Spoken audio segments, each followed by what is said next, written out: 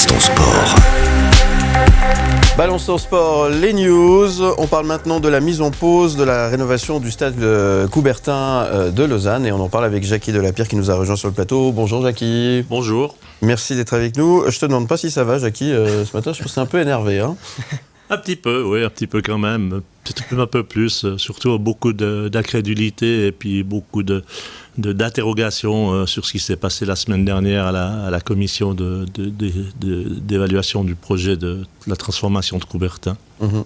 On marche un peu sur la tête du côté de Lausanne, Léo de Garrigue. Oui, justement, Jackie Delapierre, début janvier dernier, vous posiez aux côtés de Grégoire Junot, le syndic de Lausanne, aux abords du stade Coubertin, comme pour valider le projet d'un nouveau stade à 12 000 places complètement rénové à horizon 2029 maximum. Un stade qui accueillerait alors votre mythique meeting d'athlétisme Athletissima. Mais vendredi, la municipalité a fait marche arrière et a retiré son préavis. Comment est-ce que vous avez vécu ce moment-là ? Disons que je connaissais ce qui s'était passé dans la commission, le rapport n'était pas sorti. La ville a décidé de sortir du bois rapidement puisque les deux partis politiques qui ont pilonné le projet avaient déjà sorti un communiqué de presse et il fallait que la ville réponde rapidement à cette situation. Ce qui me sidère, c'est les raisons pour lesquelles ces partis demandent de revoir ce projet, avec une méconnaissance totale du projet lui-même, et on voit que c'est une récupération politique, on peut vraiment le dire. J'arrive pas à comprendre qu'on puisse dire que l'on ne sait pas si Athletissima sera encore viable après 2030. On est dans les 7 meilleurs meetings du monde sur 1200 qui sont classés. C'est comme si on disait que le Lobran allait disparaître en 2030 parce qu'on ne sait pas quel est l'avenir, s'il y aura de la neige.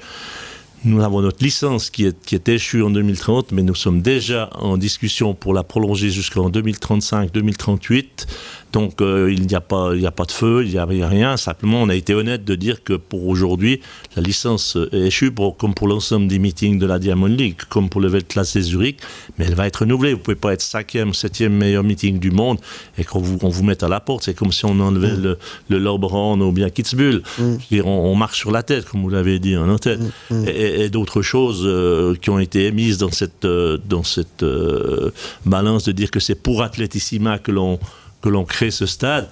Les installations pour Athletissima représentent peut-être entre 10 et 15% des installations. L'athlétisme est un sport de rigueur. Il est fait de chiffres et de mesures. On ne peut pas tricher. Donc que l'on fasse un championnat national, un championnat régional ou que l'on aille dans un meeting international, il faut une piste qui soit compétitive. Il faut des appareils technologiques précis. Et puis il faut des vestiaires, il faut des contrôles antidopage. Il y en a autant dans un meeting national qu'à Athletissima. Il faut des locaux pour la presse pour revisiter ces choses-là. Ce stade, on a obéré, on n'a pas prévu de loge pour les partenaires de VIP. C'est un stade qui est totalement épuré. On a tenu compte de toutes les nécessités.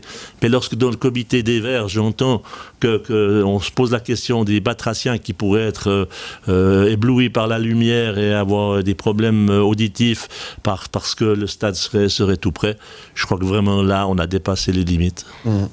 On reproche en gros un très gros investissement pour de petits bénéfices. Le PLR s'inquiète d'un lifting à plus de 65 millions. Les Verts disent qu'une telle dépense pour une utilisation à pleine capacité un seul soir par année n'est pas acceptable. C'est des choses dures à entendre. Très dur parce qu'on parle d'un projet de 2014, d'une première décision à 39 millions. Mais je m'excuse, depuis en 10 ans, tout le monde se plaint que les matières premières ont doublé, voire des fois triplé suivant lesquelles. L'inflation est arrivée par là. Venez dire que c'est trop cher par rapport à quoi ? Il n'y a aucune chose dans ce rapport qui étaye cette discussion. Donc oui, c'est cher, mais on n'a pas tant discuté lorsqu'il a fallu construire la tuyère où on en a mis plus de 80 millions. On dit qu'on utilise Athletissima qu'une fois par année, mais le foot sur le stade lui-même, il joue peut-être 15 à 20 fois par année. Et puis on a encore une pelouse qu'on peut chauffer. Donc je pense que les comparaisons ne tiennent pas la route. D'ici la fin de l'année, la municipalité va venir avec une nouvelle version du projet. Vous pensez que ça va être retoqué sur quel point ? Et j'ai un peu de peine à voir comment est-ce qu'on pourrait le faire parce que on a vraiment épuré au maximum ce projet. Ce projet a été construit avec la participation des clubs et d'Athletissima. On a prévu de ne pas faire de tribunes ou de virages surélevés du côté lac pour qu'on puisse garder cette vision du lac. On mettra des places debout.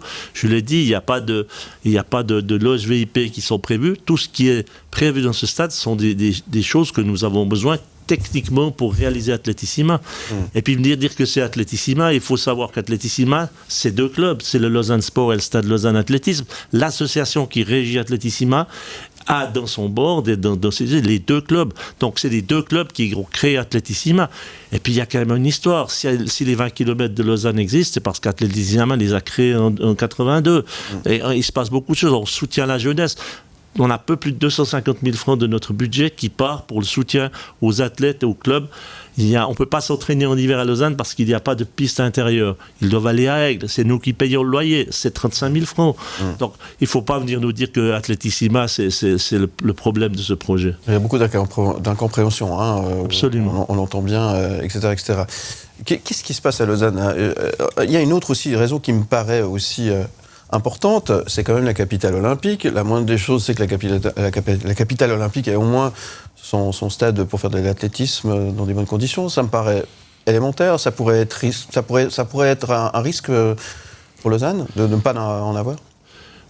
Oui, je ne vais pas me prononcer sur les relations entre la ville et le CIO, mais enfin, il n'y a pas besoin d'avoir fait l'université pour comprendre que ce n'est plus comme avant, ce n'est plus la ville le reconnaît. Mais c'est quand même ce qui est le moteur économique de Lausanne, c'est ce qui l'a fait rayonner à travers le monde. Est-ce qu'il y a toujours une volonté de vouloir avoir le CI à Lausanne? C'est pas moi qui peux répondre à cette question, il faut interroger les bonnes personnes. Mais effectivement, on sent que le danger est là et je pense au même titre de savoir si Athletissima sera là en 2030 ou pas, ce que je réfute. Bien, on peut se poser la même question pour le CIO et on peut pour d'autres raisons, mais voilà, c'est pas à moi de répondre à ces questions. Visiblement, Lausanne préfère le foot que l'athlétisme, alors Non, je dirais pas ça, parce que nos relations avec le football sont très très bonnes, avec le hockey aussi, mais je crois qu'il y a un changement de paradigme en ce moment, et là on veut aller sur quelque chose d'autre. Mais je dis toujours Athletissima, c'est comme une pyramide. C'est le sommet de la pyramide. Mais dans les championnats, chaque fois qu'on a Athletissima, les clubs ont une demande d'entrée de nouveaux jeunes qui aimeraient faire de l'athlétisme qui est exponentielle. Donc, en fait, il faut toujours avoir quelque chose qui fait rêver les gens qui ont envie. Et puis, on a quand même sorti de très grands athlètes qui sont issus d'Athletissima et des clubs lausannois. Sarah Hatcho, les sœurs Sprunger, Loïc Gage, qui sont peut-être pas toujours dans le club, mais en ce moment, il y a Melissa Gutschmidt qui brille au firmament. C'est des gens qui ont découvert le sport grâce à leur club et grâce à Athletissima. Est-ce que vous êtes inquiet pour Athletissima? Son déménagement est peut-être remis en cause? Son avenir vous inquiète ou pas encore? Disons que nous avons toujours dit à Athletissima qu'on était d'accord d'aller n'importe où sauf au chalet à Gobert parce qu'il fait même froid en été, mais que nous, ce qui nous intéresse, c'est d'avoir un objet qui tient la route au niveau des infrastructures et qui correspond aux besoins et aux obligations de notre association fêtière. Moi, si on décide de rester à la Pontaise, je m'en accommode très bien, mais il faut plus que transformer ce stade. Et je crois que un des partis a demandé qu'on fasse une comparaison entre les coûts de rénovation totale de la Pontaise et les coûts d'un nouveau stade. Il est vrai que la ville aurait peut-être pu faire cette évaluation avant. Personne pour le moment a bougé, tout le monde en a pris pour son grade, et même différents services de la ville sont incrédules de cette décision. Donc ça remet en cause aussi beaucoup de choses, pas seulement Coubertin, mais un peu la politique sportive du sport d'élite à Lausanne, la politique de ce que veut comme infrastructure la ville.